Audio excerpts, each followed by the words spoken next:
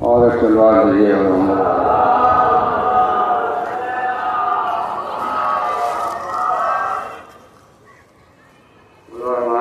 ایک وقت میں 40 گھروں میں جو ہو موجود، ایک وقت میں 40 گھروں میں جو ہو موجود، اس ذات نے اگر سجدہ کیا ہے تو خدا ہے۔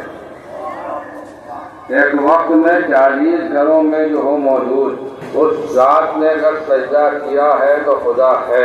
اور بیکار کی بحثوں کو نوعنوان بناؤ، جب کہہ دیا حیدر نے خدا ہے تو خدا ہے۔ بیکار کی بحثوں کو نوعنوان بناؤ۔ ایک وقت میں 40 گھروں میں جو ہو موجود، اس ذات نے اگر سجدہ کیا ہے تو خدا ہے۔ اور بیکار کی بحثوں کو نوعنوان بناؤ، جب کہہ دیا حیدر نے خدا ہے تو خدا ہے۔ بیکار کی بحثوں کو نوعنوان بناؤ، جب کہہ دیا حیدر نے خدا ہے تو خدا ہے۔ فرمائیں کہ اللہ ہری یکسانیت آل محمد، اللہ ہری یکسانیت آل محمد، جلووں میں کوئی فرق نہ و صاحب جدا ہے۔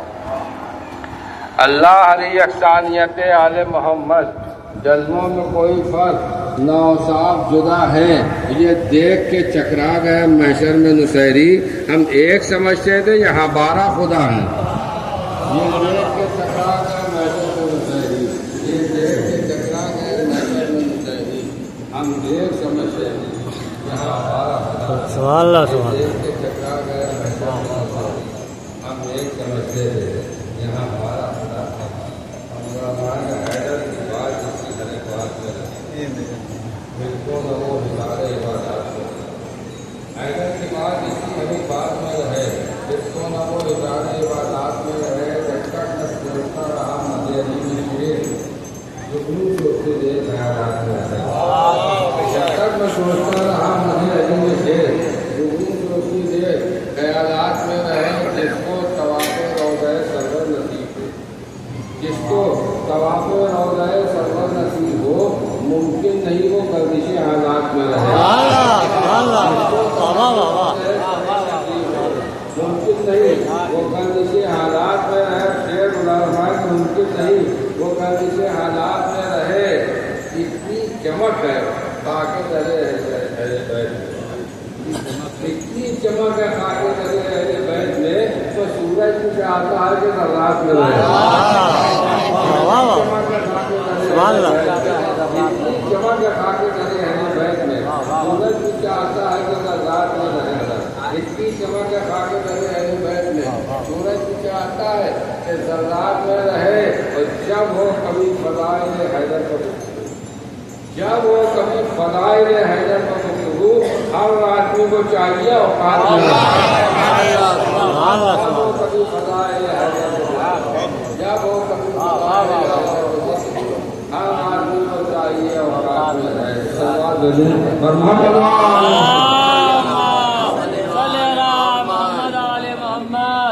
نعرے حیدری، نعرے سلوات۔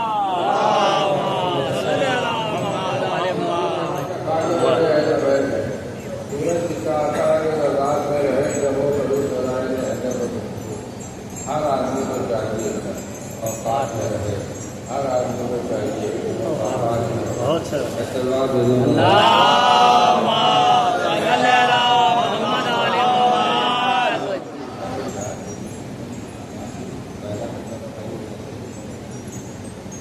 اور ایک سلوات دینے والا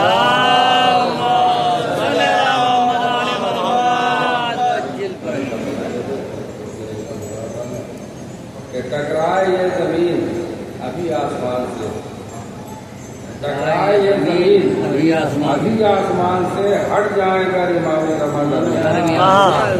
ٹکرائے یہ زمین ابھی آسمان سے، ہٹ جائے گا امام زمان درمیان سے۔ حصہ کے لب پر رہتی ہے مدت قطور کی، حصہ کے لب پر رہتی ہے مدت قطور کی، سونا نکلتے دیکھا ہے چاندی کی کان سے۔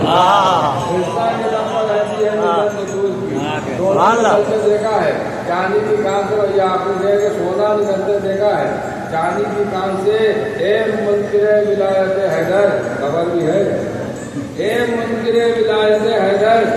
خبر بھی ہے پورے جہنمی ہو ادھوری اذان سے واہ واہ واہ واہ بہت سا بہت سا بھائی واہ واہ ہاں بہت سا خبر بھی ہے پورے جہنمی ہو بہت سا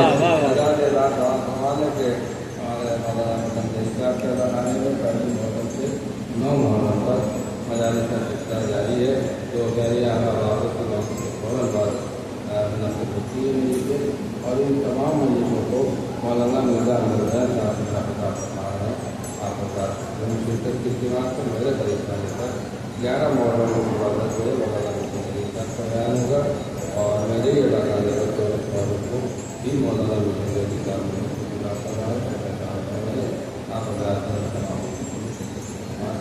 بہت ہی ادب و احترام کے ساتھ آپ کا خطابت عالی جناب مولانا صاحب کی خدمت میں تشریف لائیں اور رونق اور مطلب ہو کر مجلس کی خطاب فرمائیں آواز بلند نعرہ حیدر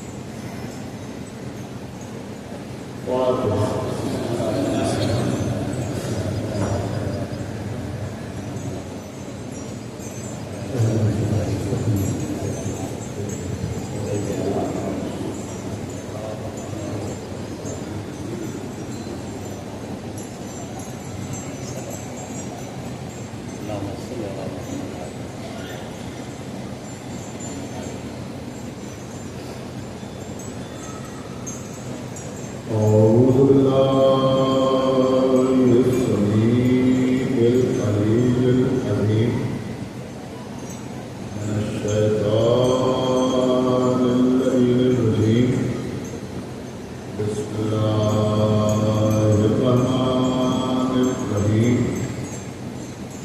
الحمد لله الذي هدانا لهذا وما كنا لنهتدي لولا أن هدانا الله لقد جاءت رسلنا بالحق الصلاة والسلام على صاحب الدين والإسلام والهل والكرام والركن والمقام والصلاة والسلام والسجود والقيام والشريعة والأحكام والحجة والبرهان والمحبة والإرفان والحق والبيان والكتاب والقرآن سيدنا ونبينا وشفينا ومولانا ومولى الثقلين جد الحسن والحسين أبي القاسم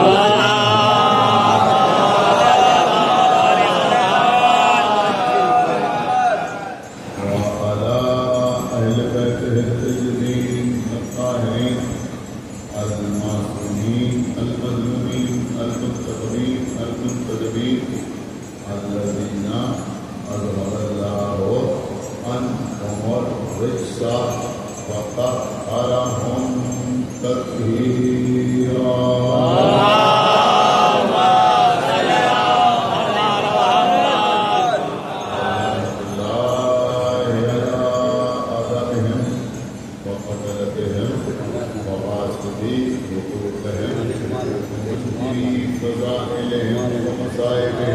أجمعين من الآن إلى يوم الدين أما بعد فقد قال الله سبحانه تبارك وتعالى في كتابه المجيد وفرقانه الحميد وقوله الحق بسم الله الرحمن الرحيم يا أيها الذين آمنوا اتقوا الله وكونوا مع الصادقين اللهم صل على محمد ذات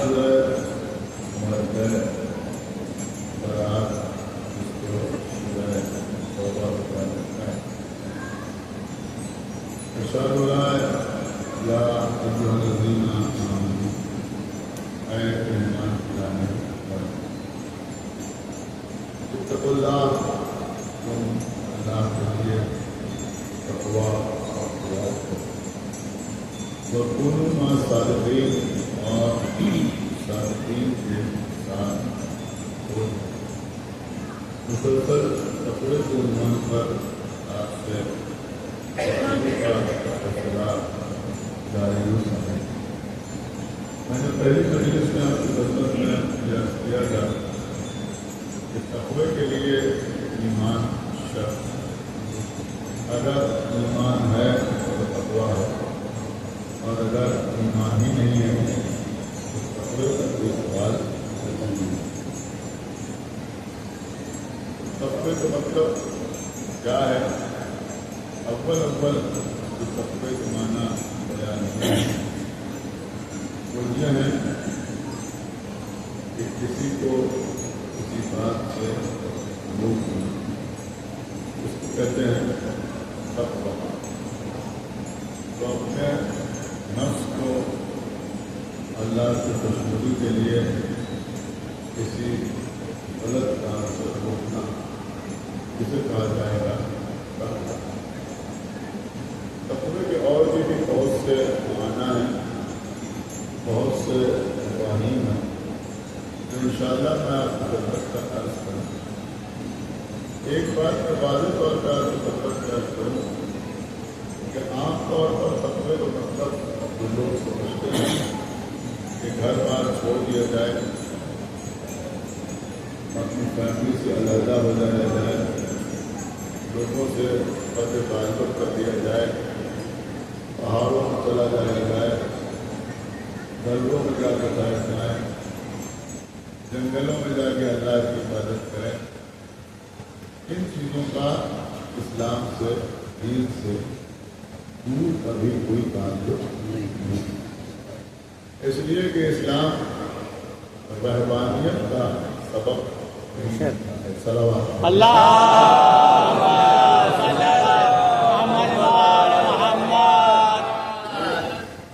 ہمارے موضوع کے تحت نہیں ہے، لیکن میں اشارتاً آپ کی خدمت میں عرض کروں۔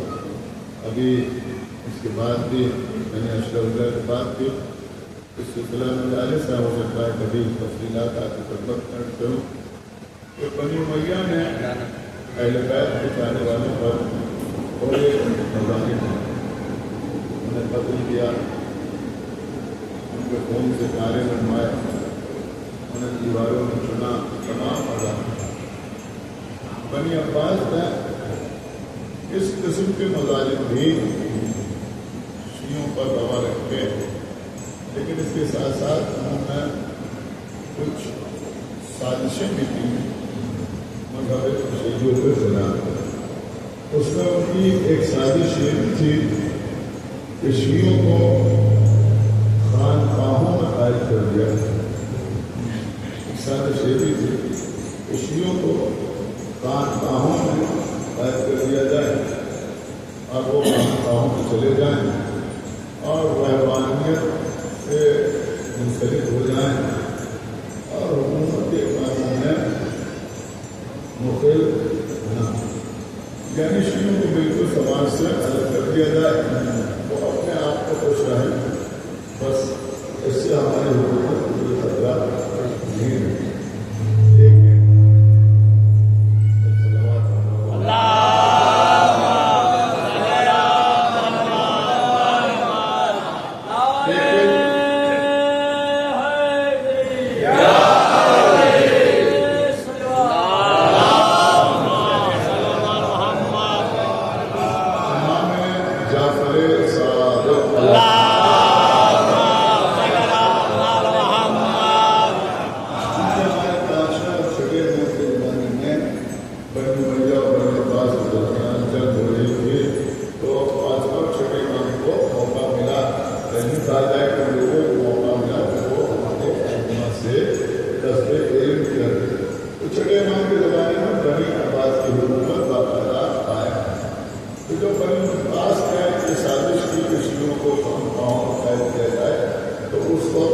ہمارے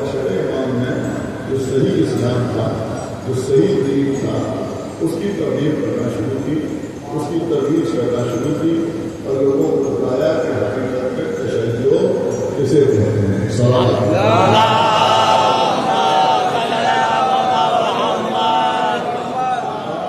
سختی سے ہمارے امام نے صوفیت کی بھی مخالفت کی، روحانیت کی بھی مخالفت کی، اور بدول کے دو اللہ کو یوں سمجھا جائے کہ جو لوگ وحدت الوجود کے قائل تھے تو اس عقیدے اور اس نظریے کی بھی امام نے مخالفت فرمائی۔ اور یہاں پڑھے لکھے جو لوگ بیٹھے ہیں وہ شاید اس جملے کو محسوس کریں کہ ہمارے چھٹے امام نے کیونکہ موقع ملا، لہٰذا ہمارے چھٹے امام نے تشیع کی ثقافت کو قائم فرمایا۔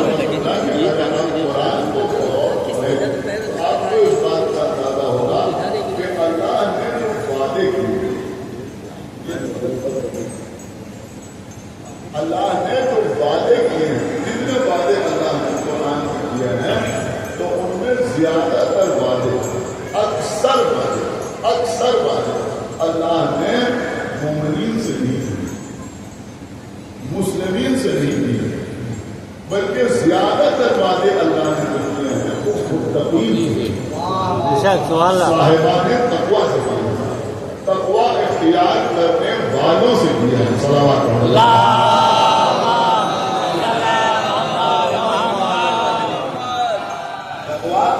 اختیار کرنے والوں سے سب سے زیادہ اللہ نے وعدے کیے ہیں۔ ان المتقین فی جنات ونہر، اللہ کہہ رہا ہے سورہ قمر میں کہ ہم متقین کو جو جنتیں عطا کریں گے کہ جن میں نہریں جاری ہیں۔ یہ نہیں کہا کہ ان المؤمنین، بلکہ اللہ نے کہا ان المتقین، اس کا مطلب کہ اوپر کہ جنت کا وعدہ متقین، نہر کا وعدہ متقین کے لیے۔ ان المتقین فی جنات وعیون، اللہ تعالیٰ ہم متقین کو وہ جنتیں عطا کریں گے کہ جن میں چشمے ابل رہے ہوں گے، اس میں چشمے ابل رہے ہوں گے۔ ان المتقین فی جنات وعیون، ہم متقین کو وہ جنتیں عطا کریں گے کہ جن میں امن و امان ہو۔ العاقبۃ للمتقین، عاقبت یعنی آخرت جو بخیر ہے کس کے لیے ہے؟ متقین کے لیے۔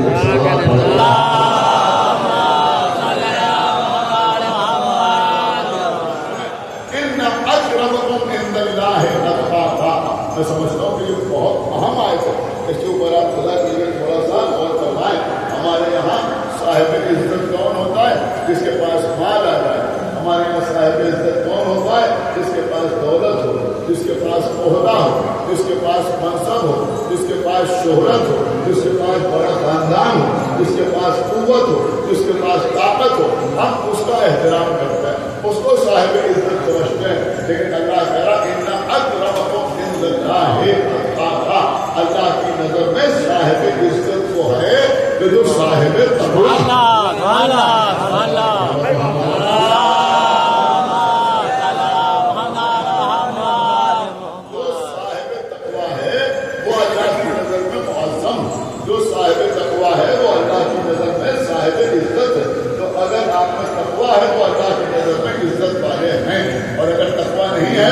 عزت والے نہیں۔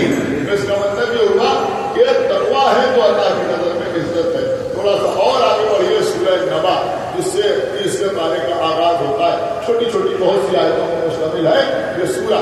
اس میں خداوند عالم کیا ارشاد فرما رہا ہے؟ انا للمتقین مفازا، کہ کامیابی صاحبان تقویٰ کے لیے۔ اللہ اللہ اللہ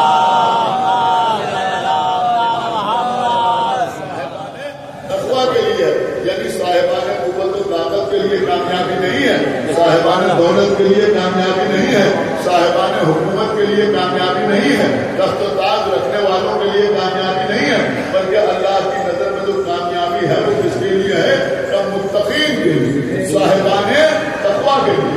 تو اب ایک بات سمجھ میں آئی نا کہ جو وعدہ ہے وہ کس کے لیے؟ متقین کے لیے۔ اب میں آخر میں جملہ کہہ رہا ہوں کہ انتہا یہ ہے کہ قرآن پڑھیں گے تو سب پڑھنے،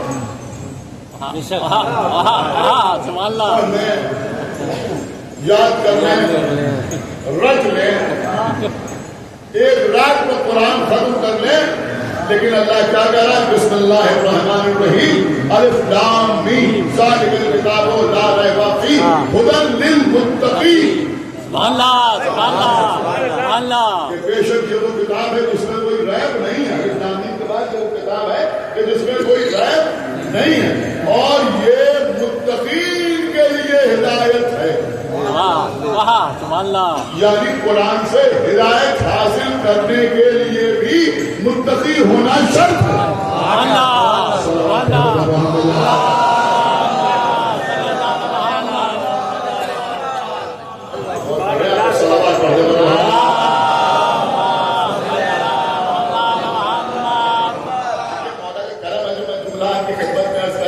اب ہو سکتا ہے کوئی سوچے کہ بھئی یہ خدا کیا کہہ رہا ہے کہ یہ متقین کے لیے ہدایت ہے، بھئی اس کے جملوں میں جب ہدایت ہے تو متقی ہو یا غیر متقی ہو، مسلمان ہو یا مسلمان نہ ہو، کلمہ پڑھنے والا ہو یا کلمہ نہ پڑھنے والا ہو، اس کی آیات میں ہر ایک کے لیے ہدایت ہونا چاہیے یا نہیں ہونا چاہیے۔ لیکن اللہ کیا کہہ رہا؟ اللہ کہہ رہا ہے کہ یہ متقین کے لیے ہدایت ہے۔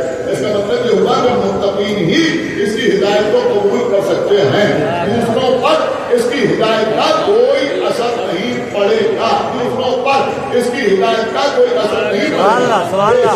اس کے لفظوں میں اثر ہے، بے شک یہ اللہ کا کلام ہے، یہ معجزہ ہے، لیکن جو متقی نہیں ہے، جو صاحب تقویٰ نہیں ہے، جس کے دل میں اللہ کا خوف نہیں ہے، جو حرام و ناجائز امر سے بچتا نہیں ہے، وہ کبھی بھی قرآن سے ہدایت حاصل نہیں کر سکتا۔ اب میں اس کروں گا کہ جو شان ثابت کی ہے وہی شان ناطق کی ہے۔ کربلا میں آقا حسین نے بھی یہی تو ارشاد اس لیے اثر نہیں کر رہی ہے کہ تمہارے شکم حرام سے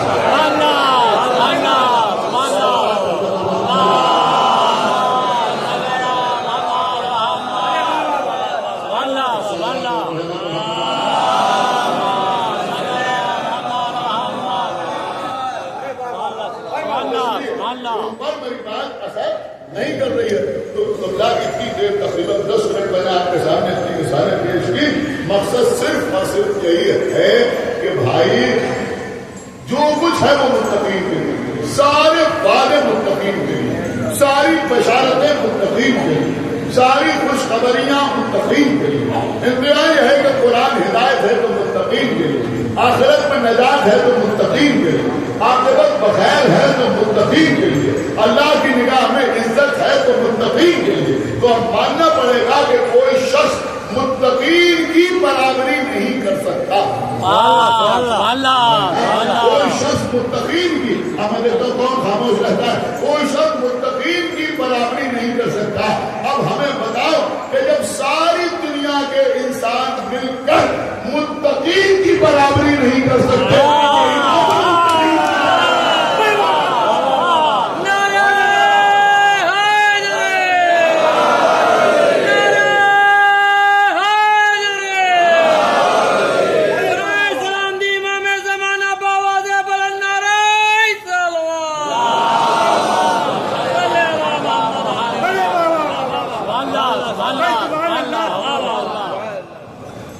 جتنے خطابات،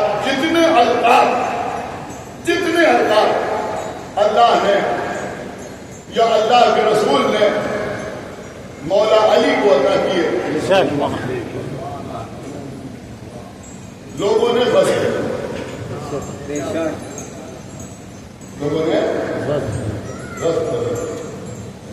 جو پڑھتا ہوں پوری ذمہ داری کے ساتھ پڑھتا ہوں، کسی شیعہ نے نہیں لکھا ہے۔ اہل سنت کے بہت بڑے عالم ملا صالح کشفی الحنفی نادی سے ساتھ یعنی ملا صالح کشفی الحنفی. سمجھ گئے؟ بس سمجھ گیا.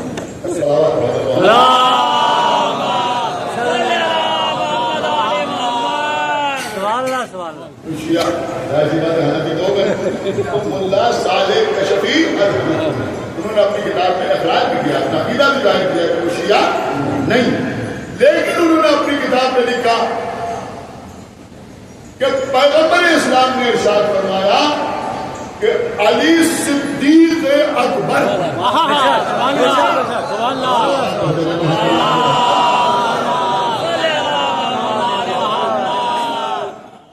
اور مولا کائنات نے ارشاد فرمایا کہ میں صدیق اکبر ہوں. کیا فرمایا کہ میں صدیق اکبر ہوں. اور یہی نہیں کہنا, مکمل جملہ میں نے مولا کا یہ ہے کہ میں صدیق اکبر ہوں اور میرے بعد اس لقب کو اختیار نہیں کرے گا مگر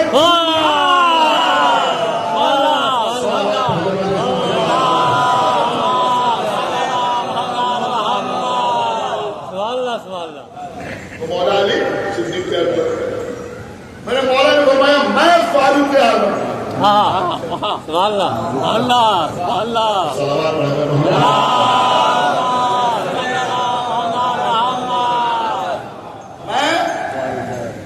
فاروق اعظم, میں فاروق اعظم. صدیق اکبر مولا علی, فاروق اعظم مولا علی. لوگوں نے یہ القاب چھین لی, یہ نہیں الحمدللہ. کبھی شیعوں نے زور بھی نہیں دیا.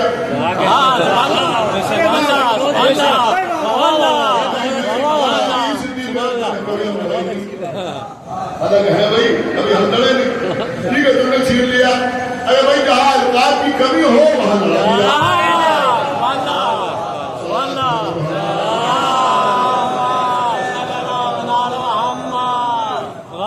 جتنے القاب عطا کیے لوگوں نے چھین, آج تک وہ سلسلہ جاری ہے. نبی نے کہا کہ انت خلیفتی, کیا بات ہے. نبی نے کہا کہ علی کو, یہ سارے حوالے میں معلوم ہے, نبی نے کہا کہ علی کو امیر المومنین کہہ کے سلام کرو. سبحان اللہ. اب سب اپنے امیر المومنین کہنا نہیں. نبی نے کہا کہ اولیاء بلیہ ہیں, انہوں نے کہا بھائی یہاں بلیہ ہیں. نبی نے کہا یہ امام ہے, یہ بھی امام ہے, یہ بھی امام. اللہ نے اور اللہ کے رسول نے کہا کہ علی ولی ہیں. سبحان اللہ. علی ولی ہیں, علی ولی ہیں. اب لوگوں کو گلی گلی ولی نظر آ رہا ہے.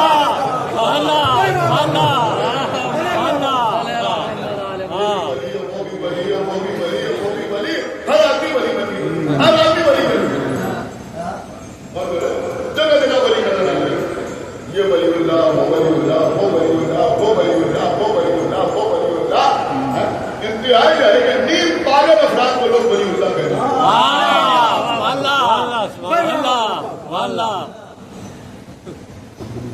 سب ولی اللہ, یہ بھی وہ بھی. دیکھیے ایک سے ایک شعراء بن رہے ہیں اور مرضی خان حضرات بھی بن رہے ہیں. یہ رنگی صلی اللہ مرزا ضمیر اور سوال کے خائمات میں شعراء جنہوں نے بہترین مرثیت ہے اس زمانے میں بھی آئے. لیکن اللہ کچھ غیر مسلم بھی ہوئے کہ جنہوں نے نہ صرف یہ نوحیت ہے بلکہ انہوں نے مرثیت بھی ہے.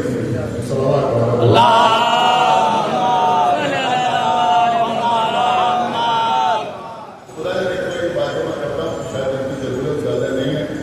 میں سمجھتا ہوں کہ ضرورت کے لیے مرثیہ یا شعر, اس کے لیے ہماری اصطلاح یہ نہیں ہے کہ انہوں نے یہ شعر لکھے. اصطلاح یہ ہے کہ انہوں نے कहे।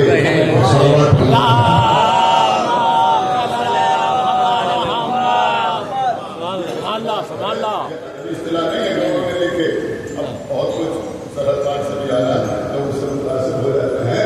ये जो लोग कहते हैं उन्होंने ये शेर में लिखा नहीं है, कहा सही नाम जो है वो तो बहरहाल मरसिया कहने वाले भी एक से गुजरे, तो उन मरसिया कहने वालों में कुछ हिंदू भी, उन हिंदू मरसिया कहने वालों में एक शायरा है जिनका नाम है रूप कुमारी। रूप कुमारी, उन्होंने भी मरसिया था और उन्होंने मौला कायनात का जबरदस्त मरसिया था, जबरदस्त मरसिया मौला कायनात के था। देखिए हर जमाने में इस दो विषयों की हिफाजत है। खुदा के लिए बहुत तवज्जो के साथ सुनिएगा। जब उन्होंने देखा कि अली को रसूल ने फारूक आजम का, उन्होंने कहा फारूक आजम, नबी ने कहा ये सिद्दीक़ अकबर, मैंने वो सिद्दीक़ अकबर, ये वली तो वो भी वली, ये इमाम तो वो भी इमाम, ये उलिल अम्र तो वो भी उलिल अम्र। तो जब इस तरह से देखा कि लोग अली के अलकाब अपने लिए इख्तियार कर रहे हैं, तो रूप कुमारी ने बड़े खूबसूरत दो मिसरे कहे। वो कहती है बड़ी जिल्लूल मोहम्मद खिताब लुटे थे उसी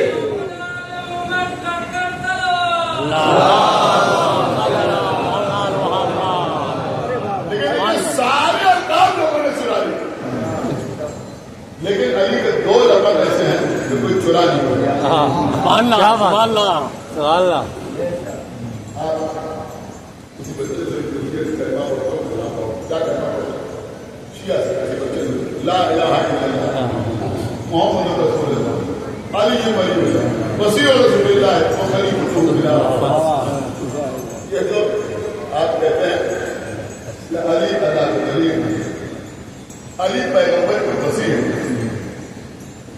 ये वसीयत रसूल का जो खिताब है ये भी अली के अलावा कोई और समझदार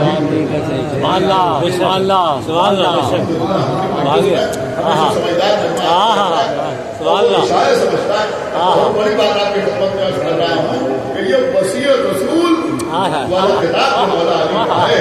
मतलब है हमारे मौला का इसको कोई चुरा नहीं और चुरा सकते ही लेकिन सुनिए बाकी अल्फाज को चुरा नहीं, लेकिन इस लक़ब को कोई चुरा ही नहीं सकता। अगर चाहे तब भी लाख कोशिश करे मगर चुरा नहीं सकता। किसी और को कहीं नहीं सकते हो जाए किसी और को कहीं नहीं सकते। क्यों नहीं कह सकते आपको मालूम? क्यों नहीं कह सकते? वसी का मतलब समझता है हमारे लिए नाम होता है वसी का वसी के माना क्या होता है? जिसको वसीयत की है, जिससे वसीयत उसे वसी कहते हैं। जिससे वसीयत की जाए उसे वसी कहते हैं। अगर एक आदमी से वसीयत की जाए तो उसे वसी कहा जाएगा। अगर एक से ज्यादा से वसीयत की जाए तो उनको औसिया कहा जाएगा। किसी के 4 बेटे उसने वसीयत की अपने 4 बेटों का नाम, तो वो 4 बेटे उसके औसिया कहलाए। हमने अपने एक बेटे के नाम वसीयत की तो हमारा बेटा हमारा वसी कहलाएगा। वसीयत की बड़ी अहमियत है, बड़ी अहमियत। पैगंबर की हदीस है, ये बात बताना बहुत जरूरी है कि पैगंबर की हदीस है कि मन माता बगैर वसीयत माता भी नकल जाहिलिया, जो शख्स बगैर वसीयत किए हुए मर गया तो जाहिलियत की मौत है। तो जिंदगी में वसीयत जरूर की है, आप समझ रहे हैं? तो जिसके नाम वसीयत की जाए, जिससे वसीयत की जाए या जिसको वसीयत की जाए उसको कहते हैं वसी, उसे कहते हैं वसी। तो हम जिसके नाम वसीयत करें वो हमारा वसी, आप जिसके नाम वसीयत करें वो आपका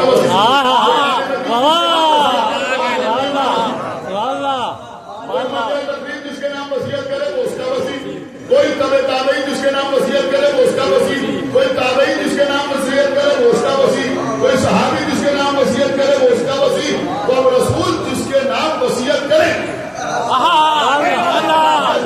وصیت کرے، جس سے وصیت کرے وہ ہے رسول کا وصی۔ ابھی آپ پہنچے نہیں، میں آپ کو لے جانا چاہتا ہوں۔ جب لوگ دوسرے یہ دعویٰ اس لیے نہیں کر سکتے کہ سقیفہ کی بنیاد ہی یہی ہے کہ نبی نے وصیت نہیں کی۔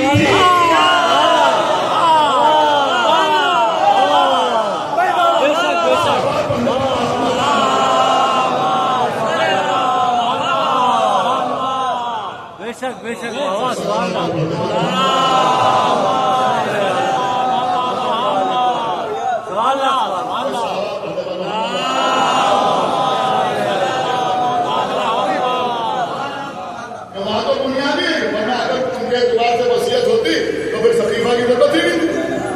نہ اجماع نہ شورا نہ پیرو غلبہ کچھ نہیں، نبی وصیت کہہ دے گا، لیکن وہاں وصیت کا کوئی کانسیپٹ ہی نہیں۔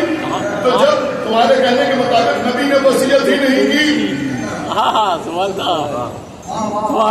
تو جب نبی نے وصیت ہی نہیں کی، تو جب نبی نے وصیت ہی نہیں کی تو کسی کے وصی ہونے کا دعویٰ تو کوئی کر ہی نہیں سکتا۔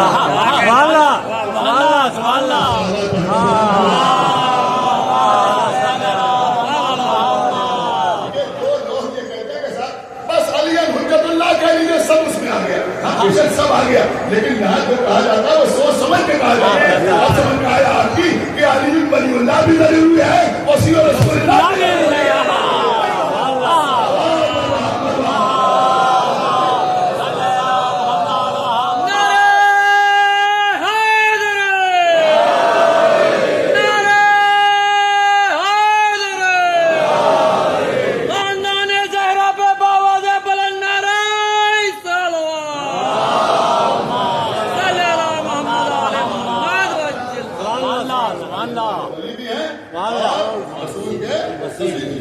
رسول اللہ نے انہی کا نام وصیت، انہی کا نام وصیت۔ علامہ حمدانی نے اپنی کتاب مبدۃ القربہ میں تعریف کیا ہے، سید علی حمدانی شیعہ نہیں تھے، وہ بھی نام سے نہ کنفیوز ہو جائے۔ مبدۃ القربہ میں وہ لکھتے ہیں کہ جب رسول اللہ کا آخر وقت تھا، آخر وقت تھا رسول اللہ کا، تو اس وقت رسول اللہ نے عباس بن عبد المطلب کو بلایا۔ مولا علی بیٹھے ہوئے تھے پہلے سے، عباس بن عبد المطلب سے کہا کہ اگر میں دین کے بارے میں آپ کو کوئی وصیت کروں تو آپ اس پر عمل کریں گے؟ تو عباس بن عبد المطلب نے کہا میں بوڑھا ہو گیا ہوں، میرے ہاتھ پاؤں کمزور ہو گئے، کیونکہ ہمارے لیے آپ روایت نہیں، شیعہ روایت نہیں، میں عرض کرتا ہوں میرے ہاتھ پیر کمزور ہو گئے، میں بوڑھا ہو گیا ہوں، میں عمل کرنے سے قاصر ہوں۔ مولا علی سے پوچھا جا رہی آپ اگر میں کوئی وصیت کروں تو آپ اس پہ عمل کریں گے؟ میرے مولا کی آواز گلوگیر ہوئی، کیوں اس لیے نہیں کہ کوئی کمزوری محسوس کی کہ میں کیسے عمل کروں گا، بلکہ چونکہ رسول وصیت کی بات ہے۔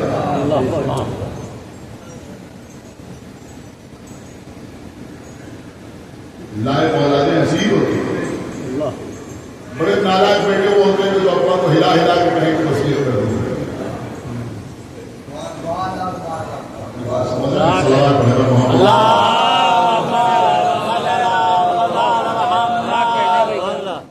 تو مولا علی کی آواز گلوگیر ہوئی، آنکھوں میں آنسو آ گئے۔ پھر رسول نے پوچھا تو گلوگیر آواز سے کہا کہ جو آپ کا حکم ہے۔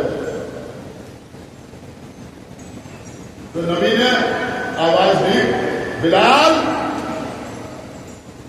میرا امامہ لیا۔ بلال امامہ لے کے آیا، سامنے رکھو۔ میری ابا لیا، ابا لے کے آیا، یہ بھی سامنے رکھو۔ میری تبا لیا، تبا لے کے آیا، یہ بھی سامنے رکھو۔ بلال میرے اوڑھنے کی چادر لیا، چادر لائے، یہ بھی سامنے رکھو۔ میری کملی لیا، کملی لے کے آیا، یہ بھی سامنے رکھو۔ بلال میرا مسلح لیا، بلال مسلح لے کے آیا، یہ بھی سامنے رکھو۔ بلال میری تلوار لیا، तलवार है, ये भी रखो। बिलाल मेरी ज़रा ले आओ, ज़रा लेके आए। बिलाल मेरी ढाल ले आओ। ये सारे अल्फाज मौजूद हैं और बाज़ किताबों में तो इन चीज़ों के नाम भी मिलते हैं। यानी रसूलुल्लाह की ज़रा का भी एक नाम था, रसूल की तलवार का भी एक नाम था, उनकी ढाल का भी नाम था, उनके अमामे का भी नाम था। ये नाम भी किताबों में मौजूद है, मेरे ज़हन में नहीं है, तो मैं आपकी खिदमत में अर्ज़ करूं। फरमाया आते को बिलाल मेरा घोड़ा ले आओ। बिलाल घोड़ा ले गया, कहा इसको घर के दरवाजे पे बांधो। बिलाल मेरा नाका ले आओ। बिलाल नाका ले गया, कहा इसको भी घर के दरवाजे पे ठहराओ। जब सारे तबर्रुकात जमा हो गए तो मौला अली की तरफ मुखातिब हुए, यार ये सारी चीजें मेरे सामने आप उठाएं, ऊंट के ऊपर बार करें और सबके सामने से लेके अपने घर आए, ताकि मेरे बाद मेरी विरासत के सिलसिले में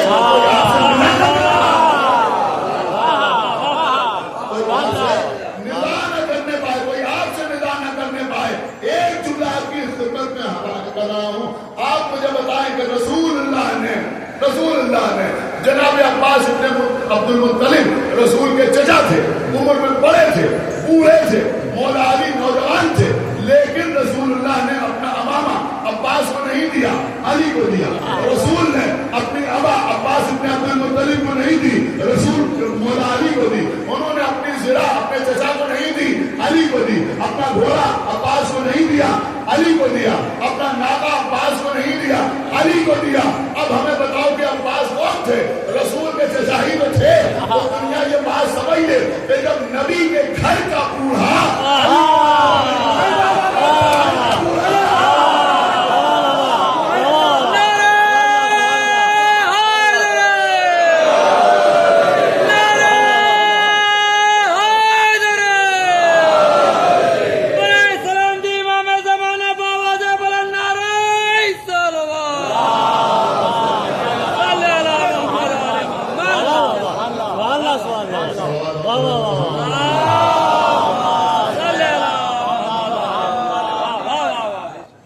एक तो विसायत है कि जिस पे कोई मौला अली का शरीक नहीं, और दूसरे बंदा मौला कायनात के सारे लक़ब लोगों ने चुरा लिए, लेकिन अली के अलावा कोई और इमामुल मुत्तकीन नहीं बन सकता। अगर इमामुल मुत्तकीन है तो अली, इमामुल मुत्तकीन है तो अली, अली के अलावा कोई और इमामुल मुत्तकीन नहीं। तो जब अली इमामुल मुत्तकीन है तो फिर जन्नत में जाएगा कौन? जिसको साफ कह रहा है कि हम जन्नत में किसी को नहीं बुलाएंगे, जो मुनासिब पे इमाम है, हम हर एक को उसके इमाम के साथ बुलाएंगे। तो भैया मुत्तकीन भी वही जाएंगे जहाँ इमाम मुत्तकीन होगा।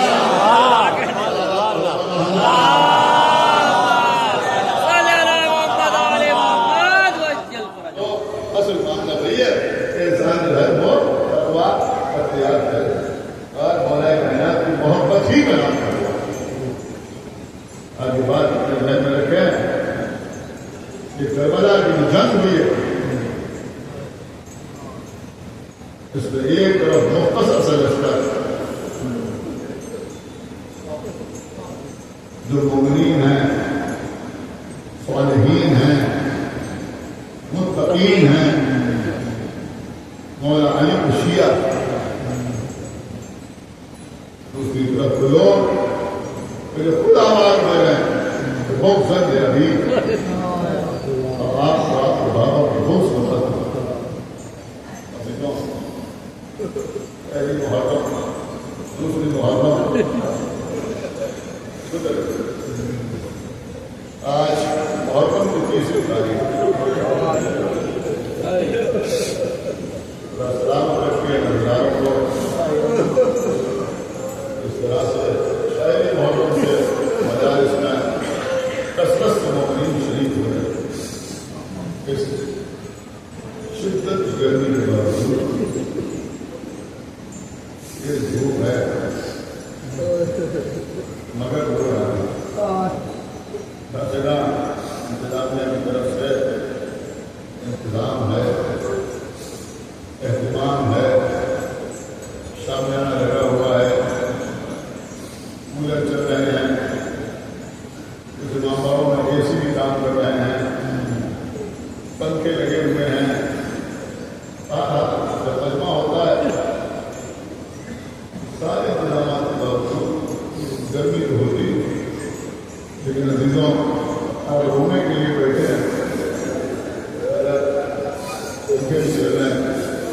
کولر بھی ہے، آج شامیانہ بھی لگا ہوا ہے، سائے میں بیٹھے ہوئے ہیں، لیکن کربلا اللہ اکبر، کیسی دھوپ، کیسی گرمی،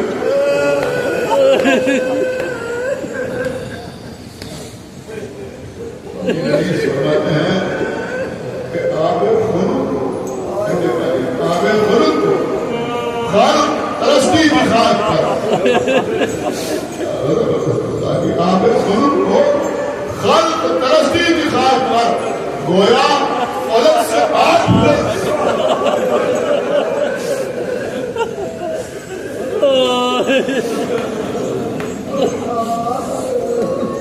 اللہ اکبر۔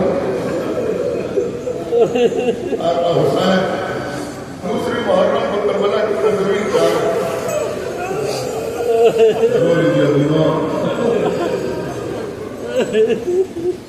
جیسے لشکر آنا شروع ہوا،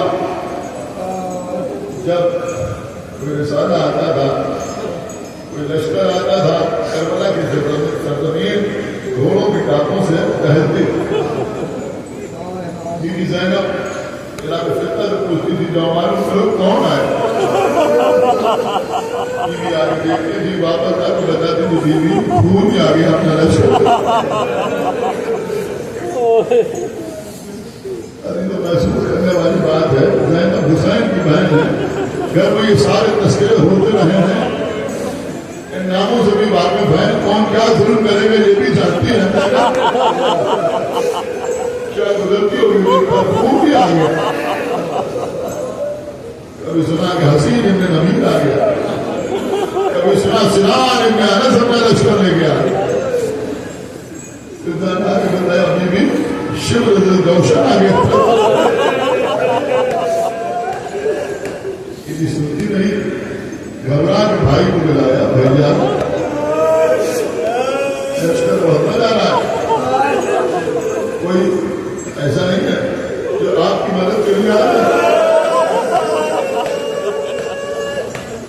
اب نبی کا نوازہ کسے بلائے، یہ کربلا والوں سے کسی کی مثال نہیں ہے، یہ بے مثال تو ہے، ہر بوڑھا حبیبی میں مظاہر نہیں ہو سکتا، ہر جوان علی اکبر نہیں ہو سکتا، ہر ششمہا علی اصغر نہیں ہو سکتا۔ میں اس سے حبیب بن مظاہر کا مرتبہ، حبیب بن مظاہر کا مرتبہ یہ ہے کہ حسین مدینہ سے کربلا تک آئے، ہر ایک سے کہا واپس چلے جا، واپس چلے جا، واپس چلے جا، واپس چلے جا، ایک حبیب ہے جس سے کہنا کہا جا،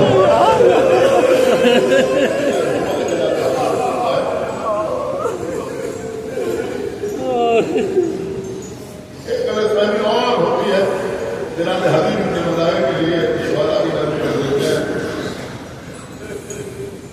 ایسا لگتا ہے کہ ایسے بوڑھے جن کی کمر جھکی ہوئی ہو، جن کی پلکیں بڑی ہوئی ہوں، چہروں پر جھکیاں پڑی ہوں، نہیں تھوڑا سا سوچیے، آقا حسین کے بچپن کے دوست، آپ کا اگر کوئی بچپن کا دوست ہے تو آپ کا اس سے کتنا بڑھ ہوگا، یہ بالکل ہی ہم سے ہوگا، یا 2-4 سال گھر 2-4 سال گھر، اس سے زیادہ نہیں ہوگا۔ بچپن کا دوست جو ہے 10 سال بڑا جو ہے وہ بچپن کا دوست نہیں ہوتا، تو آقا حسین کربلا کے میدان میں 57 سال گزر، جناب حبیب بن مظاہر بھی اسی عمر کے رہے ہوں گے، 55 سال 56 سال 57 سال 58 سال بس اسی کے آس پاس جناب حبیب بن مظاہر، جب جناب زینب نے فرمائش کی تو امام حسین نے کر دی، نہیں لکھا کہ اے میرے دوست، بلکہ لکھا اے رجل فقیر، آپ میرے مرتبے سے واقف ہو،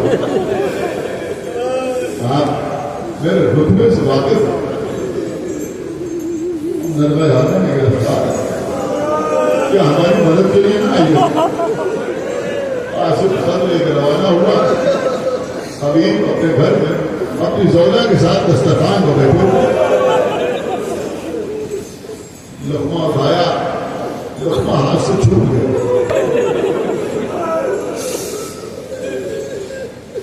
ज़ौजा ने सवाल ये दी कि उसने कहा ऐसा लगता है कि उसकी किसी करीब का पैगाम है। उसी वक्त किसी ने दरकुल याद किया,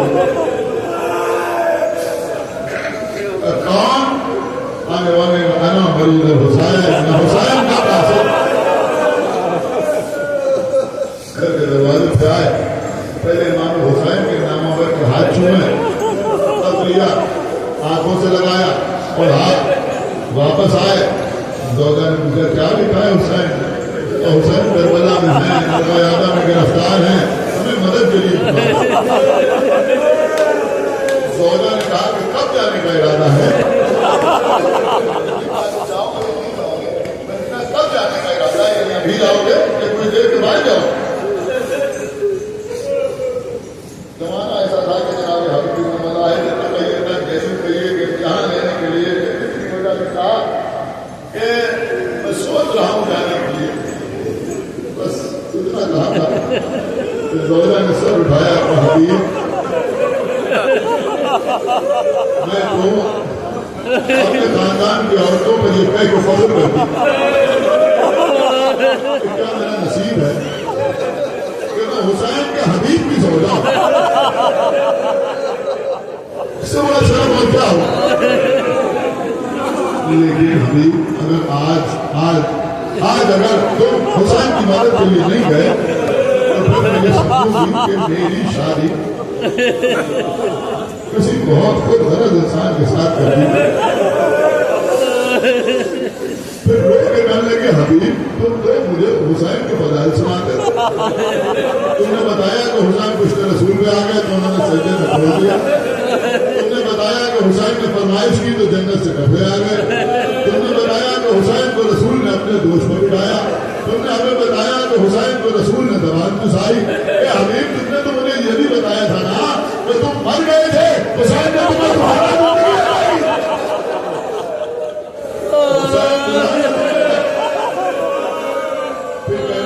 हबीब ठीक है मैं तुम्हारी ज़ौजा हूं, तुम्हें हुक्म तो नहीं दे सकती, लेकिन अगर नहीं जाना चाहते तो फिर एक काम करो कि अपना अमामा मुझे दे दो, अपनी तलवार मुझे दे दो और मेरी चादर ओढ़ के घर में बैठ जाओ, मैं जाऊंगी करबला जाके अपनी जान को करूंगी। ज़ौजा तस्वीर कर रही थी, हबीब की आंखों से आंसू आ रहे, कहने लगे भला हुसैन सुनाए और मैं न जाऊं, मगर मैं ये सोच रहा हूं कि मैं मारा गया तो तेरा क्या होगा, कैसे जिंदगी गुजारेगी। अभी इसको मालूम नहीं कि करबला में कौन कौन है। हबीब की ज़ौजा ने कहा कि हबीब जरा ये भी तो सोचो कि हुसैन कत्ल हो गए तो मदीने में उनका लाला क्या करेंगी, क्या करेंगी। अरे हबीब की ज़ौजा को ये नहीं मालूम था कि करबला में उसमें तो तहारत करबला में मौजूद है, हुसैन इनके से हबीब ने बताया कि अपने गुलाम के जाओ और जाकर सवारी को तैयार करो शहर से बाहर। उस सवारी को लेके गया, लेकिन आने में कुछ ताकीद हुई, गैर मालूम रास्तों से होते हुए आए, लेकिन अब जो आए तो क्या देखा कि भोले की आंखों से आंसू और हबीब का गुलाम भोले से लगाए, पहले तुम परेशान ना हो, अगर मेरे आका ने आने की ताकीद की तो मैं तुझ पर सवाल हो रहा हूं और मैं करबला जाऊंगा और आका हुसैन को अपनी जान कुर्बान करूंगा। जनाब हबीब ने सर से अमामा उतार लिया, अरे आले मोहम्मद पर ये वक्त आ गया तो जानवर हुसैन पर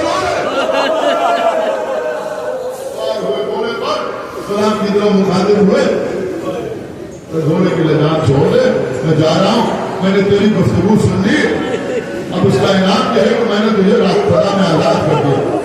गुलाम ने हाथ जोड़े, कहा ना गुलाम के लिए इससे बड़ी कोई नेमत ही नहीं है, इससे बड़ा कोई इनाम नहीं है कि उसे आजाद कर दिया जाए, लेकिन अब मुझे आजादी नहीं चाहिए।